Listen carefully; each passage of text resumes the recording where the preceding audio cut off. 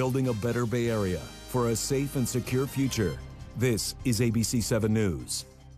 Hi there, I'm Kristen Z. Welcome to our daily program called Getting Answers. We're asking experts your question every day at 3 to get answers for you in real time. Today, we'll have California State Assemblyman David Hsu of San Francisco to talk about what President Trump's executive order for COVID relief would really mean for you and for California. But we'll start with the state's handling of the pandemic. How do you feel about the disclosure that cases have been underreported and backlogged for weeks? Or the way the state has opened and closed the economy and put counties on the watch list? Now, somebody who has strong opinions on all that is the public health officer of San Mateo County, Dr. Scott Morrow. And Dr. Morrow joins us live today by phone. Welcome, Dr. Morrow. Thanks for joining us. Having me. Absolutely. I know you're really busy and don't do a whole lot of these interviews, so I really treasure this time with you, and there's a lot to talk about. I want to start with San Mateo County's numbers. On your dashboard, it shows 6,318 cases to date, 120 deaths, and 60 new cases yesterday. I want to ask you, given the situation with the state's reporting problems, which of those numbers are accurate and actually up to date? Well, let me answer that by saying I don't look at single pieces of data, and so we really have to look at all data in a context. So at any given time, some numbers may be off, and some numbers may be more accurate. So the numbers. So again, focusing on one number is not great. The number that is probably off is the case report. So that's 6,000, whatever you quoted. Yep. It's probably off a little bit. I don't think it's off much. But again, that number needs to be put in context of all the other numbers. And the other numbers indicate to me that San Mateo County is in a relative stable state. I look at the RE, the R effective value, the reproduction rate basically, and that's a little bit under 1. And again, that can be calculated in multiple ways. I look at our hospitalizations. Our hospitalizations are going down for at least the last 2 weeks.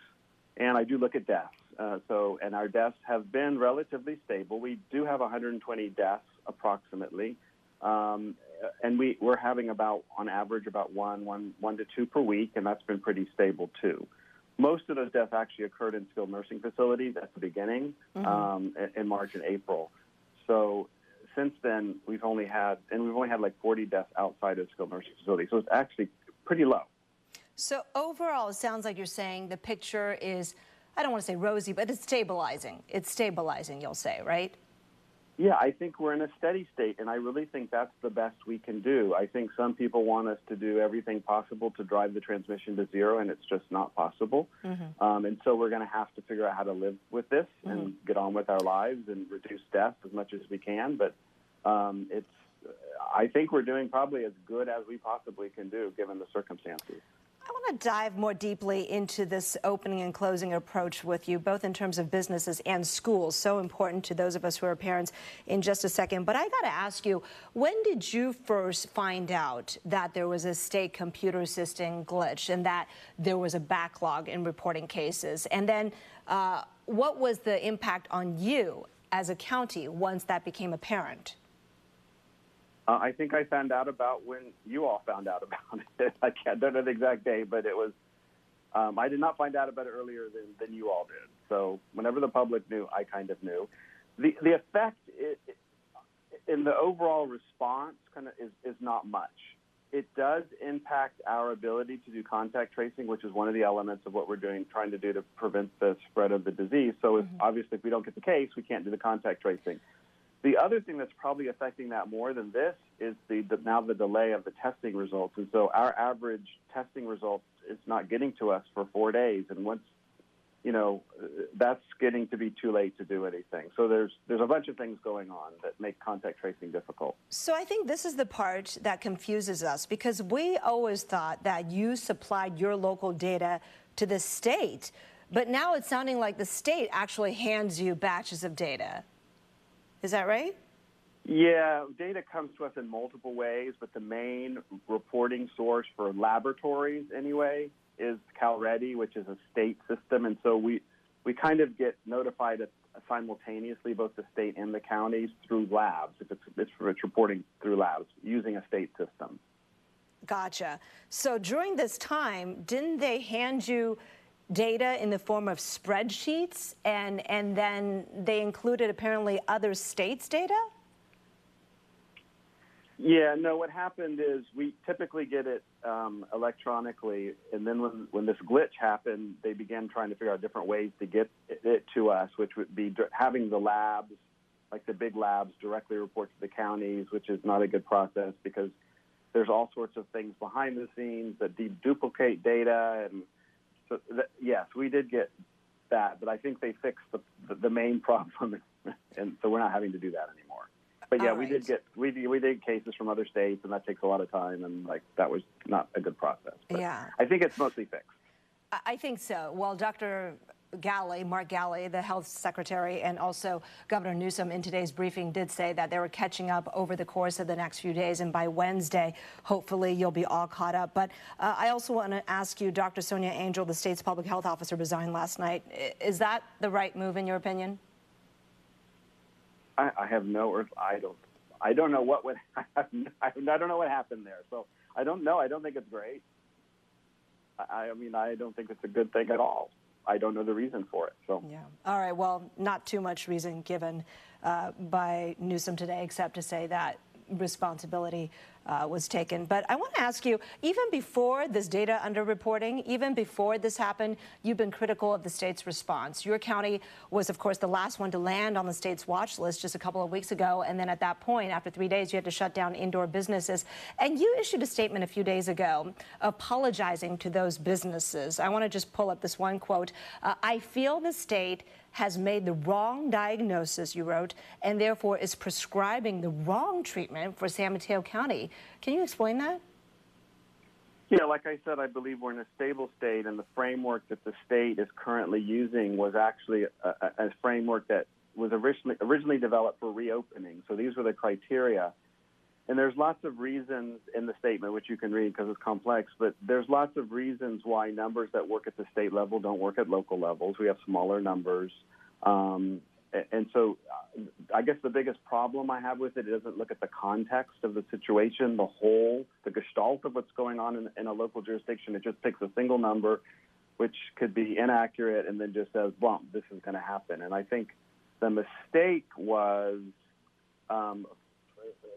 really kind of relying on these single numbers to determine all these activities and then causing these nexuses between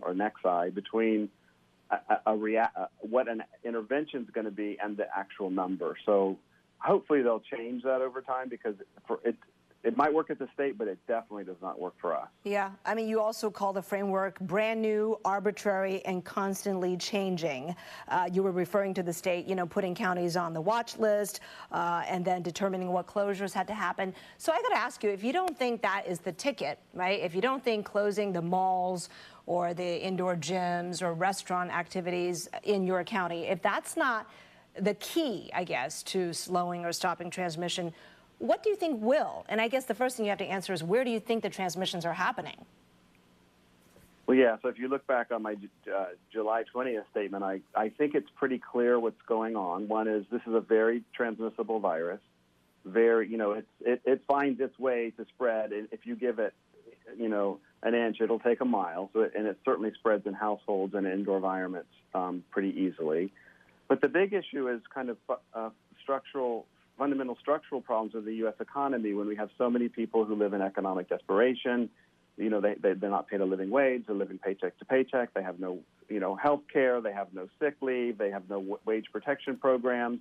And this is where, in this county, and I think mostly in the state, it's really spreading in these people who can't take care of themselves because they're living on the edge. So that's one. That's the big thing. And probably the next big thing is complacency. People just kind of started ignoring and started going have picnics and birthday parties and just getting out with, mixing households in kind of random ways. And I think that's kind of the other big way of doing it. But it's not really primarily in businesses from what I'm seeing. Those are the main drivers. And so shutting a business when that's not the problem makes no sense to me. All right. We'll continue our conversation with Dr. Scott Morrow over on our live streams. When we come back on air, we're going to talk about the impact on schools. So stick around. All right, Dr. Morrow. So it sounds like to me, reading what you were just saying, is you think it would help tremendously if people would stop holding parties in their backyard, or maybe there was a way to help people more so that they don't need to work in those packed conditions like on the farms or meat packing places, you know, in those jobs in the Central Valley, for example, right now in farming and the such, food preparation, gig economy work. Do you see that as major drivers of transmission? Yeah, it's certainly those work conditions are major transmissions. It's also the issue of people become sick and they have, you know, they're going to lose their house because they don't get paid because they have no sick leave. They're not, I mean, they're going to go to work, right? They have to. Mm-hmm. And so there's no way there has to be a way to take care of those people to allow them to quarantine or isolate themselves. If it means taking them outside of their family and putting them in a hotel, if it means making sure that they have a guaranteed job when they go back and they don't get fired, those are the things that are really going to work there. On the general public side, I mean, people just need to do the basics. You know, they need to wear masks, they need to social distance, they need to not gather. I mean, that's it. If they would just do that, we would be out of this. Mm-hmm. If they want to not do that, then, you know, then schools don't open. You know, they need to make that nexus in their mind that my behavior really impacts schools. Well, so if that is the case, what do you think about the fact that back in May, we started as a state opening up sectors such as bars, you know, gyms, things like that? Yeah, I think hindsight is always 20/20. I don't know that was, when we started reopening, we did go pretty quick. I don't know that I would criticize the quickness of it. There was, you know, everyone was tired. Everyone wanted to kind of get back to their life. But it was pretty quick. It was probably a little quick. Yep. All right. Yeah, Dr. Morrow, on that word, I'm going to put you on pause because we're coming back on air. Sure.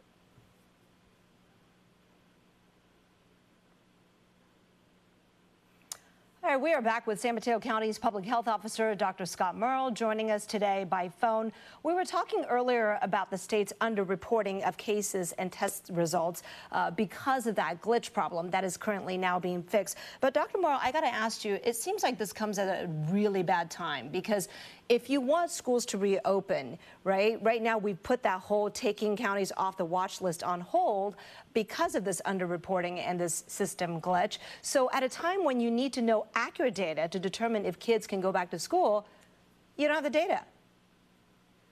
Well, that's not entirely true. Again, as I said earlier, you know, a single measure such as case counts, it does not paint the picture. You kind of have to look at all of the data in totality, and at least from our data, we look at hospitalization rates, which is probably the gold standard, and those are stable or actually going down for the last 2 weeks. So regardless whether I have a perfect number, and we don't have a perfect number of case counts anyway, because not everyone who has it gets tested, but it's just hanging your hat so much on a single number is really never a good idea. Okay, you're right. And you did remind me that looking at hospitalizations, ICU, all those numbers, they are trending down. But I got to ask you right now, your county is on the state's watch list, but I think you are just barely over. And the waiver guidelines issued by the state for the schools to reopen, at least the elementary schools, account for, I think it's 200 out of 100,000. Now, right now, you're at about 120-ish out of 100,000, I think. Correct me if I'm wrong, but that does seem to say that elementary schools in your county can apply for the waiver to reopen. So talk to me about that. Is your application process up, and are you encouraging schools to apply? So the application the waiver process is not complete. It's pretty complicated. But my intent, so I actually really believe that kids need to be back in school. I think it's really, really important for kids to be back in school. And there's lots of things that have been put into place to make schools as safe a place as possible, probably more safe than if they're not in school, because if they're not in school, there's probably not in a structured environment, and they're probably running around and probably could be getting infected outside of school. So I think it's really, really, really important to get schools back in session and using all the things we know and all the precautions that we know. So to the degree that we can do waivers, my intent is to allow schools, if they feel comfortable and can put these things in place, my intent is to allow them to open. All right, because you do make a good point that if they're in an unstructured, unsupervised setting, they could certainly, teenagers being teenagers, put themselves in situations that could be a little more high risk. But I want to ask you, if you could decide on your own, would you even allow middle schools and high schools to apply for these waivers? Or do you think no, because... Yeah, all schools. You think so? All schools? I think it's, if you look at the balance between keeping kids at home, the loss of the education, their life trajectory, the economic income, the economic outcomes, the developmental outcomes that are damaged by not having kids in schools, and you weigh that against the risk of transmission, I think overall it's much better to have kids in school with the precautions in place than have them not in school. But what do you say to folks who pointed out when you get to the high school level, you have teenagers whose bodies respond to COVID more the way adults, young adults might, and those cases are really on the rise in that age group, and that unlike the elementary school kids under 10, they don't seem to be at less risk. What is your opinion on that? Well, I think the assumption is somehow teenagers are not going to be teenagers whether they're in school or not. So teenagers who are not in school are going to engage in all of the risky behaviors that teenagers engage in. They're going to go to the beach. They're going to be drinking on the beach. They're going to have picnics on the beach. They're going to go, so I think they're actually safer in school in a structured environment. So I would prefer that. All right. I got to ask you also, because it takes schools time to plan, to, shift gears, when do you think you will be able to open up the waiver application in your county? I don't know the answer to that. I'm hopeful by, at least September. I don't know that it's going to be up in, what's today, the 10th of August. I don't know that it's going to be up in August, but it's possible that it will be. Okay. Hey, how concerned are you, though, about the teachers? I know you mentioned it is more dangerous for kids to not be in school, but what kind of precautions do you think need to be taken to ensure that the teachers, a third of whom are over the age of 50, are protected if the kids were to return? So I'm concerned about everybody. I'm concerned about grandparents and teachers and mothers and fathers and kids. So I can't pick and choose. So I actually think that precautions that have been put into place or that are recommended, at least by our County of Office of Education, to all of our public and private schools, protect teachers. Again, there's no 100%. Nothing's 100%. You can't even walk outside your house and get hit by a car. So nothing's completely safe, but it's much. The things that they're putting into place are much safer. All right. Well, Dr. Morrow, we have only 30 seconds. Actually, I don't even have that. My producer is going to wring my neck for this, but I got to ask you about this comment you said in your statement a few days ago. You said, I didn't ask for these actions to be taken, referring to the state. I'm certainly capable of taking these actions if warranted, and I do not believe I'm being negligent. What are you ultimately saying there about state versus county control on these reopening decisions? Yeah, this is more than a 30-second conversation. I know. I do think the state needs to understand. So the problem with the state is there's 40 million people in the state, and you have LA County and Modoc County, right? So the state needs to rely on the local kind of view of what's going on locally in order to make some of these decisions. And why it's okay to make a large statewide, but they do need to at least listen. They may ignore it, but at least listen when people are telling you that this is what you need to do, which they haven't done to date, at least on the watch list. I do believe we need a whole show to ourselves next time. I so enjoy learning from you and having this conversation. Thank you so very much, and we'll keep the conversation going in the weeks ahead. Thank you, Kristen. Take care. Bye. We're going to take a short break. And when we come back, we'll talk about whether President Trump's executive order for unemployment relief, how's that going to impact you in California? We'll talk about that next. All right. Hi, everybody. Thanks for joining me today on Facebook. Our next guest is David Chu, Assembly member from San Francisco. How are you doing, David? Good. How are you? Good. Thank you. For some reason, I'm having real trouble pulling up my iPad, which usually contains introduction, things like that. How are you? Good to see you. Doing all right. Just zooming in from our state capitol. Aha. All right, folks, if you have a question for Assemblymember Chu, please feel free to input that on Facebook here. We are streaming, and we're going to talk about the status of unemployment benefits. I don't want to dive into it too deeply right now, David, because we are going to then have to repeat it on air. How much time do we have when we come back, you guys? Okay, so we'll have about 5 minutes. Okay. Okay. Talk about whatever you want to talk about. Eric, did you say something? Oh, okay. All right. Hey, David, do you have stuff to say as well about EDD in general? Like how the state runs it? Yeah, I've been working on those issues pretty deeply, so happy to chat about EDD. Okay.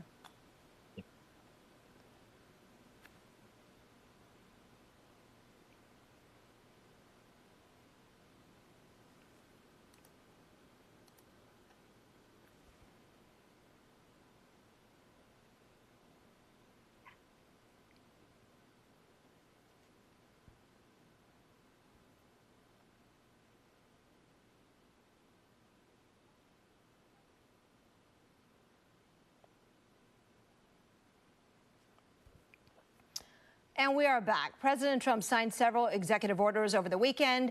They already face legal questions, though, so we want to focus on the one regarding unemployment payments.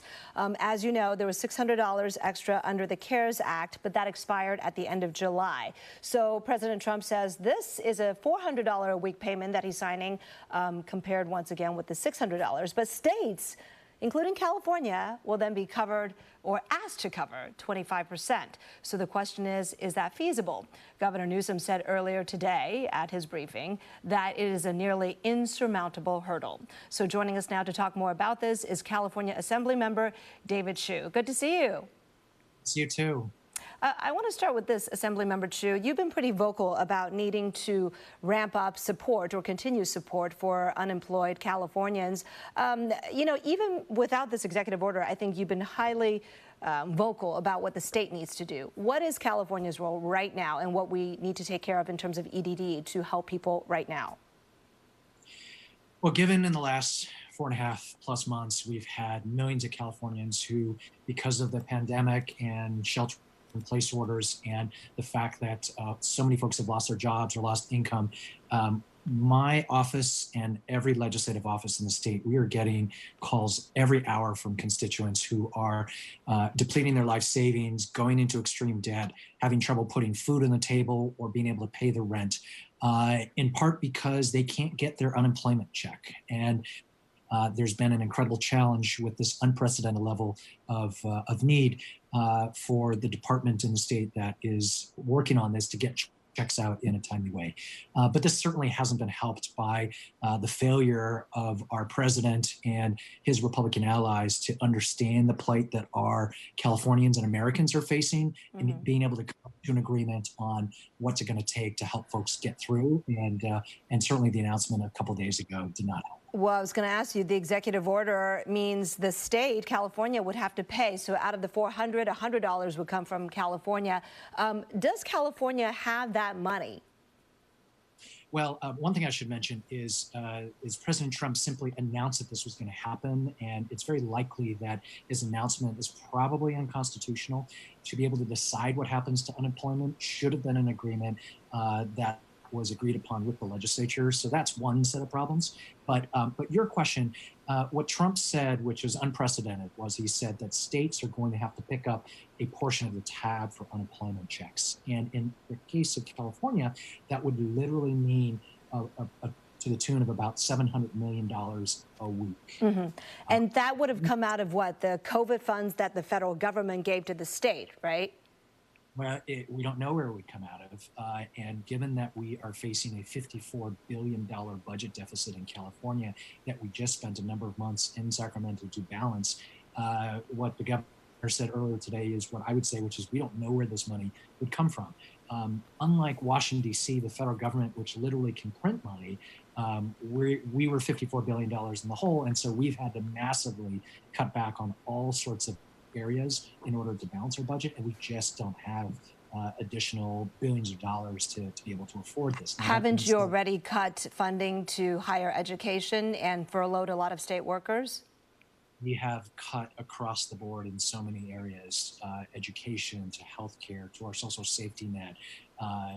Every area of government has been cut. So this will be remarkably difficult, if not impossible, which is why we need the federal government to assist us in this area, as they have done historically when it comes to unemployment.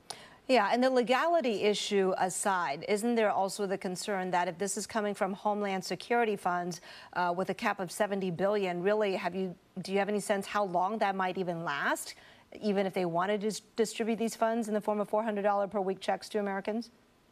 We don't have a really good sense on that front either. And then I'll just mention, initially the unemployment benefits were $600 a week, which were already fairly meager given the incredibly high cost of living in California. $400 a week will make it incredibly difficult for families, again, trying to figure out, do you pay for food, healthcare, or can you make it this month? What about the implications for Social Security and Medicare with these executive orders? So again, the president is going into uncharted territory by simply issuing pronouncements. It is what folks do in undemocratic countries. That is not what our system of government is about. It's been disappointing that his Republican allies and the president have been unable to come to an agreement in Congress, but we're still waiting. All right, I want to shift gears, Assemblymember Chu. We only have 30 seconds, but I got to ask you, what are you doing currently to assist the nail salon workers and folks in the service industry, which, they were allowed for the most part to restart, but then now they cannot perform their indoor services again? Oh, so you know what? Let's go ahead and take that response over to our live stream platforms, because we do need to take a break on the air. We'll be right back. All right. And as you know, here in the Bay Area, those have all been shut down with our counties on the watch list, so they can no longer operate inside. So what is the situation there?